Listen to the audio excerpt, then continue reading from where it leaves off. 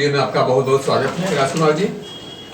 मैं चाहूंगा कि हमारे ऑडियंस के लिए, खबरी के ऑडियंस के लिए आप अपना परिचय अपने से दें। हाँ भैया, धन्यवाद सर। आपके स्टूडियो में मैं आकर बहुत अच्छा महसूस कर रहा हूँ कि मुझे जो है जनता के बीच में आपके जरिए रूबरू होने का एक मौका मिला है। इसके लिए खबरी पोस्ट को जो है मैं बहुत बहुत बधाई धन्यवाद देता हूँ। मैं राजकुमार जायसवाल आदर्श नगर पंचायत चकिया में अस्थायी निवास करता हूँ। मैं 25-30 साल से भारतीय जनता पार्टी का सक्रिय कार्यकर्ता हूँ। लगातार पार्टी ने जो जिम्मेदारी दी उसे मैं निर्वहन करने का काम किया हूँ। मैं यहाँ का व्यापारी भी हूँ और जनता सेवा में हमेशा लगा रहता हूँ। यही मेरा छोटा सा परिचय है। एक चीज राजकुमार जी, जैसा कि आप देख रहे हैं कि नगर निकाय का काउंटडाउन शुरू हो चुका है। नगर निकाय चुनाव की तिथियां कभी भी घोषित हो सकती हैं। इसमें एक चीज आपसे विशेष रूप से मैं कहना चाहूंगा कि इसके पहले आप नगर पंचायत चकिया के प्रत्याशी भारतीय जनता पार्टी के रह चुके हैं और आप सेकंड फाइटर भी गए हैं। तो क्या इस बार के चुनाव में आप अपने को कहाँ देखते हैं, कहाँ पाते हैं? मैं बहुत बहुत धन्यवाद अपने भारतीय जनता पार्टी को देता हूं कि उन्होंने मुझे प्रत्याशी बनाया। मेरी पहचान और खुलकर सामने आई लोगों के बीच में। तब से मैं लगातार जनता के बीच में एक उद्देश्य के तहत, सेवा भाव के तहत मैं काम कर रहा हूं और मुझे अब और अच्छा लगता है कि जनता मुझे जो है अगले बार दूसरे स्थान पर लाई। अब मुझे लगता है कि मैं चुनाव जीतकर जनता की सेवा कर सकता हूं। ऐसा जो है हमें। क्या आपको लगता है कि टिकट भारतीय जनता पार्टी आप ही को देगी? मुझे पूर्ण विश्वास है कि भारतीय जनता पार्टी मुझे टिकट देने जा रही है, क्योंकि मैं 5 साल उसी उद्देश्य से काम किया हूं, दूसरे स्थान पर रहा हूं। पहले से हमेशा जो है 3 बार से यहाँ भारतीय जनता पार्टी अपने ग्राफ को बढ़ाई है और इस बार जो है निश्चित है कि दूसरे स्थान पर रहने वालों को टिकट देगी। तो अपनी पार्टी जो है एक चीज मैं आपसे जानना चाहता हूं, आपने जैसा कहा कि लगातार ग्राफ बढ़ा हुआ है, जैसा कि आप देख रहे हैं कि पार्टी का ग्राफ जो है, आपका विधायक, आपका एमपी, आपकी सरकार केंद्र में भी, प्रदेश में भी, उसके बाद भी लगातार 3 बार से भारतीय जनता पार्टी ने चकिया नगर निकाय में अपना परचम नहीं लगा पाया। रीजन क्या रहा? रीजन राजनीति में कुछ भी हो सकता है। मुझे तो पूर्ण विश्वास था कि मैं चुनाव जीत रहा हूं, मगर चुनाव समीकरण यहाँ स्थानीय होने के नाते मैं जीते जीते करवट किस ओर बदल गई। बाद में कार्यकर्ता और जनता यह अफसोस कर रही थी कि ऐसा नहीं होना चाहिए था और कुछ विरोधियों के वजह से मेरी जनता कार्यकर्ता गुमराह हुई। उनके जालसाजी के वजह से मुझे कुछ वोटों से हार देखना पड़ा। आपने बताया कि मुझे कुछ वोटों से शिकस्त खानी पड़ी, मौकी खानी पड़ी, लेकिन क्या आपको एक विश्वास है कि इस बार आप जीत जाएंगे? मैं संतुष्ट। जब से आप चुनाव हारे हैं तब से क्या पब्लिक के बीच रहे हैं? क्या पब्लिक के सब दुख दर्द में आप शामिल हुए हैं? इस पे आपका क्या कहना है? सर, मैं चुनाव लड़ने के बाद अपने ज़िंदगी का एक उद्देश्य बना लिया कि मैं जनता की सेवा करूंगा। यह जनता कह रही है।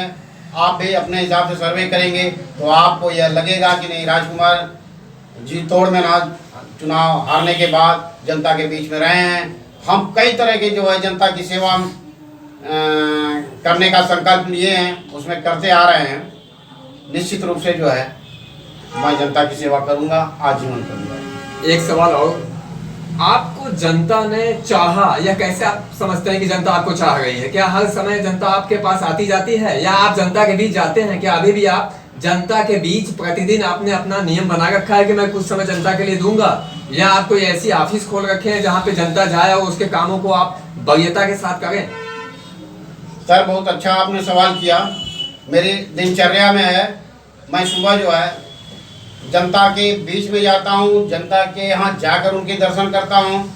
जनता की ज़रूरत पड़ने पर मेरे भी आवाज़ पर आते हैं।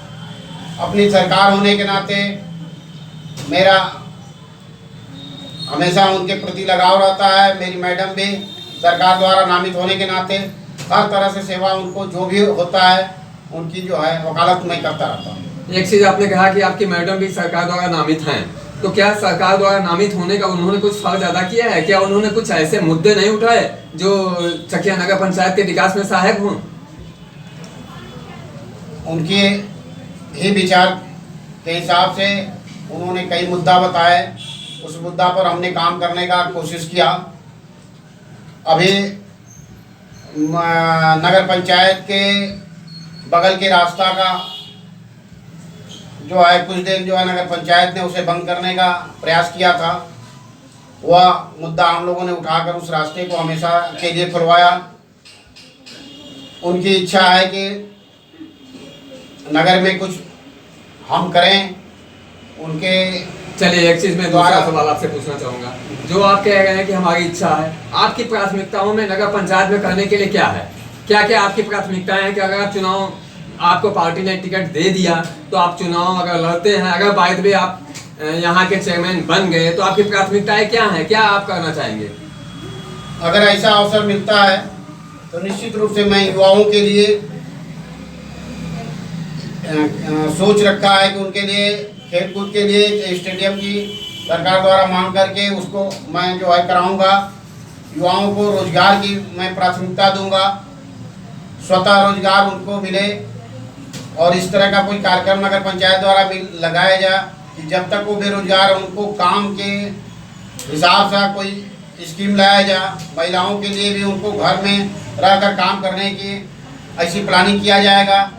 हम सबके लिए सोच रखे हैं कि उनके लिए क्या किया जाएगा। ऐसे सरकार द्वारा कई प्लानिंग है जिसे नगर पंचायत द्वारा लाकर उनको लाभ दिया जाएगा। विशेष रूप से पूछना चाहूंगा, चूंकि आप पिछली दफा सेकंड फाइटर रहे, इस बार अगर पार्टी ने बाय द वे आपको टिकट नहीं दिया तो क्या आप स्वतंत्र रूप से चुनाव लड़ना पसंद करेंगे या पार्टी के दिए हुए टिकट के प्रत्याशी के साथ रहेंगे? क्या राय है आपकी? मैं पार्टी का वफादार कार्यकर्ता हूँ। अपनी राजनीतिक भी पार्टी भारतीय जनता पार्टी से शुरू हुआ है। मेरे को वो दिन न देखने को मिले कि मैं पार्टी के खिलाफ काम करूं। पार्टी मेरी माई बाप है। मैं पार्टी को बहुत ही ऊपर मानकर चलता हूं। इस खबरी के स्टूडियो में आने के लिए बहुत बहुत धन्यवाद राजकुमार भाई। आपने बहुत अच्छा बताया कि नहीं, आपने यहाँ के युवाओं के लिए क्या सोच रखा है, यहाँ के युवाओं के विषय में, यहाँ के महिलाओं के विषय में, यहाँ के खेल कूद के लिए आपने बहुत सारी बातें बताई। मैं खबरी में पुनः, अगर आप चुनाव जीत के आते हैं तो पुनः एक बार आपसे निवेदन करूंगा कि आप आना चाहेंगे हमारे इस खबरी के स्टूडियो में। बहुत बहुत धन्यवाद। मोस्ट वेलकम राजकुमार जी, बहुत धन्यवाद।